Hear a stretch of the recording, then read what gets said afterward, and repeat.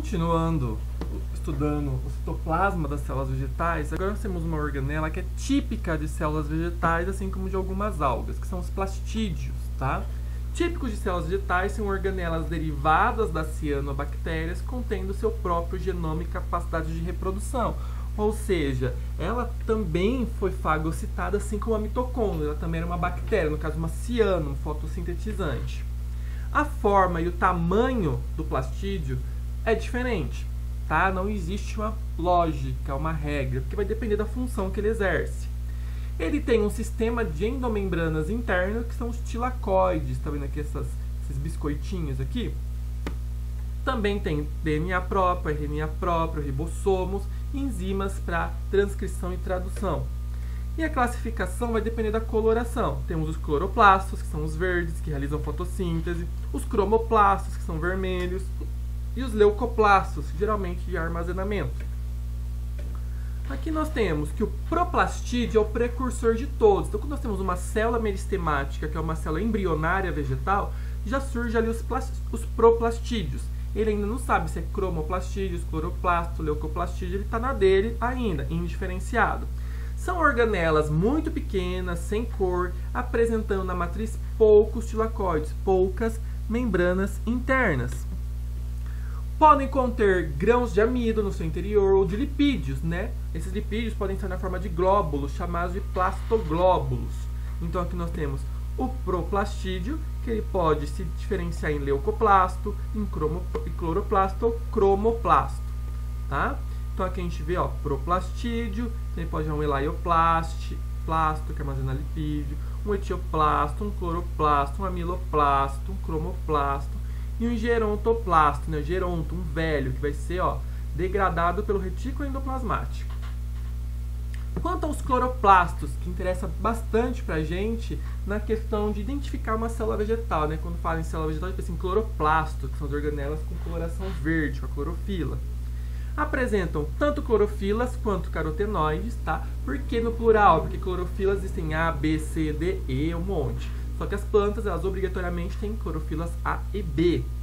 Encontrados nas partes verdes das plantas, especialmente nas folhas, mas alguns caules pode ter, alguns frutos pode ter flor antes de desabrochar, pode ter. Então, quando você for definir, coloque que os cloroplastos estão nos órgãos fotossintetizantes, né, que são as partes verdes. O formato é discoide, né, a gente consegue ver aqui naquela fotinha. Um diâmetro de 3 a 10 micrômetros e membranas com 5 a 7,5 nanômetros de espessura. E existe um espaço intermembranoso de 10 nanômetros. Então, a gente olhar a estrutura de um cloroplasto, temos a membrana externa, tá? Que é igual de um eucarionte, e toda a parte interna de procarionte. Uma membrana interna, entre elas o espaço intermembranar, espaço intermembranoso. Aqui vamos ter esses pacotinhos de bolacha, de biscoito, né? Cada bolachinha, cada biscoitinho é chamado tilacoide, tá bom? Esse pacotinho é o granum, tá? Com U no final, granum.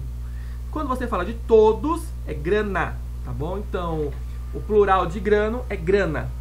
E tá vendo que tem umas lâminas, né? Umas membranas que conectam os tilacoides, os granos? As granas, nós temos aqui as lamelas, certo? E o estroma é todo o conteúdo gelatinoso dentro do cloroplasto, tudo bem? E podem armazenar amido. Então, ó, célula vegetal, dela nós ampliamos o cloroplasto, ampliamos o grano, tá? Que é o pacotinho, vários granos, grana. E aqui nós temos o tilacoide, tá bom? E aqui é o lúmen, um espaço que tem líquido também lá dentro.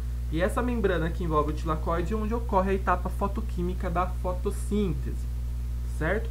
Olhando numa outra visão, ó, aqui a gente tem o grano, olha como são os tilacoides, tá? E aqui as lamelas que acoplam um ao outro. Olhando aqui em microscopia eletrônica, ó, o vacúolo empurrando o cloroplasto contra a parede, ó, amido, nós temos a membrana, ó, grana, né, ó, os pacotinhos e os tilacoides, certo? Os cromoplastos armazenam carotenoides, são encontrados em partes coloridas das flores, frutos em algumas raízes, tipo beterraba, sintetizam e acumulam pigmentos. Já os leucoplastos não possuem pigmentos, mas armazenam substâncias. Por exemplo, a miloplasto armazena amido, que nem tecido de reserva das raízes, tubérculos. Tá? A gente consegue ver ali os grãos de amido. Os proteinoplastos armazenam proteínas. Temos oleoplastos que armazenam óleo e por aí vai. Certo? Outra coisa importante das células é o citoesqueleto, né? A célula tem um esqueleto que dá aquele movimento da ciclose. É uma rede complexa de elementos proteicos localizados no citoplasma e também no núcleo. Tem 3 tipos de elementos. Aqui no nosso corpo nós temos o osso. Tá? Lá ele tem 3 elementos, os microtúbulos, microfilamentos e filamentos intermediários. Cada um com uma anatomia e composição química diferente.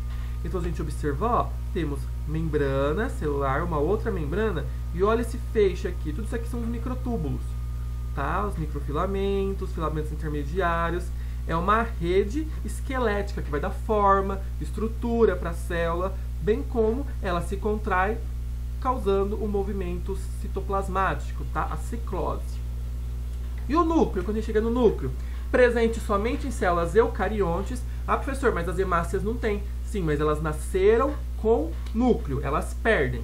Tá? Quando elas são eritoblastos, elas têm núcleo. Quando elas vão sofrer lá a sua transformação para virar um eritrócito, né, hemácia propriamente dita, e cair na corrente sanguínea, ela perde o núcleo. Formado por 4 partes: a carioteca, que é a membrana, a cariolinfa, que é o líquido, o nucleolo, que é essa estrutura elétron densa, e a cromatina. Olhando aqui, temos a carioteca, tá, que é a membrana que envolve o núcleo, também formado por uma dupla membrana, né, são 2 membranas lipoproteicas, e altamente seletiva. Ela tem esse poro aqui chamado porina, que a gente pode ver aqui, e esse poro é extremamente seletivo, ele é mais seletivo que a membrana plasmática, porque não é qualquer coisa que deve entrar no núcleo, tá bom?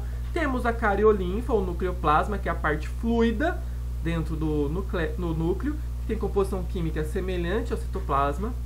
Temos o nucleolo, que é um corpúsculo denso, ele é formado por DNA, proteínas e RNA ribossômico, pode ter mais de um por célula, e ele vai produzir os ribossomos.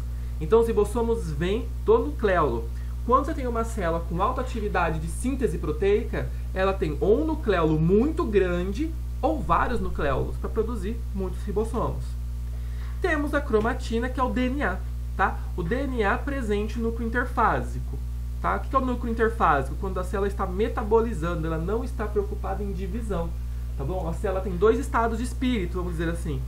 A intérfase e a reprodução, que é a mitose. O DNA, nesse caso, está descondensado, né? Ele não está na forma condensada de cromossomo, mas ela está ainda ligada a proteínas histonas. E tem 2 partes, a heterocromatina, que é essa parte mais densa, mais enovelada, quer dizer que não está tendo atividade, e a eucromatina, que é a parte mais fluida, quer dizer que ali está tendo atividade. E ela vai se enrolar na forma de cromossomo durante a divisão celular. Então, cromatina e cromossomo são a mesma coisa, o que muda é o estado de condensação.